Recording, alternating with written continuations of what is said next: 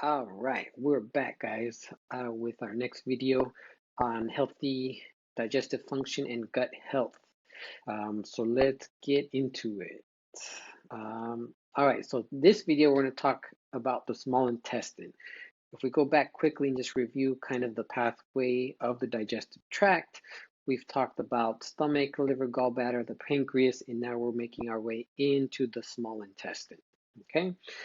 Now, let's take a look first at the common questions or signs and symptoms of a small intestinal issue. Right here, we have this category. Again, this is part of our assessment questionnaire we have all patients fill out at their first consultation visit to see if they are having signs and symptoms of a small intestinal issue. And you can see the common complaints here. Roughage and fiber cause constipation.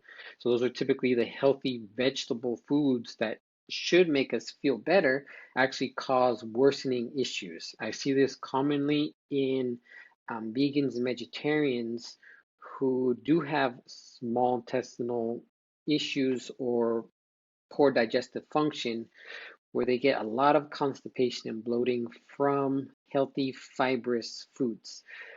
Indigestion and fullness, pain and tenderness on their left rib cage, excessive passage of gas, nausea and or vomiting, stool, undigested, foul-smelling and mucus-like, greasy or poorly formed, frequent urination, and increased thirst and appetite. Okay, so those are some of the common signs and symptoms. The other common ones we have to look at are if people have a previous diagnosis of something like celiac disease, and I'll show you here the common ones: celiac disease or Crohn's disease or IBS, or ulcerative colitis or diverticulitis.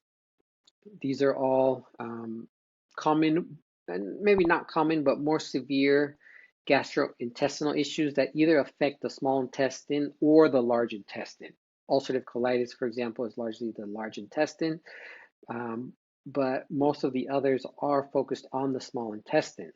Now, I'm going to make separate videos probably on each of these topics because they are long and in-depth, lots of information regarding them, but typically there's a lot that can be done outside of traditional or conventional medicine to help alleviate a lot of the symptoms associated with those issues.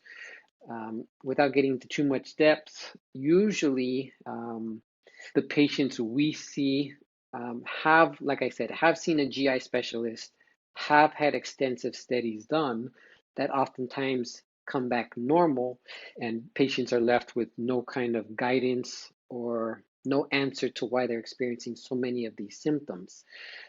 So if that's been ruled out already, then they come see us. Well, we know that's probably not the main issue, but something like celiac disease or IBS are oftentimes triggered from underlying food sensitivities. Now, food sensitivities are very different from food allergies. Okay, food allergies are, for example, someone eats peanuts or shellfish and their face swells or they break out in hives right away. That's an allergy, and that's what an allergist, a medical allergist, will test you for. Food sensitivities are oftentimes delayed food reactions, meaning you can have a reaction sometimes hours, days, or even a week later from a food you consumed, and you don't realize it. And your immune system reacts to that food and causes chronic low-grade inflammation or GI symptoms. Okay, so that's something we really investigate deep into because most of the time, people who do suffer from any of these health issues do have foods that are contributing to their symptoms and they just don't realize it. And then the other common issue found in the small intestine can be SIBO. Now, SIBO stands for small intestinal bacterial overgrowth.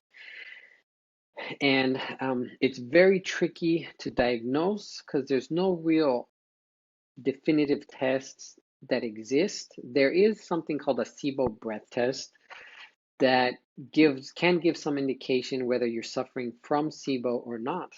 But most of the time, GI specialists and primary care doctors in the conventional medical system, they miss it. And it's tricky because a lot of the symptoms of small intestinal bacterial overgrowth mimic things like celiacs or IBS.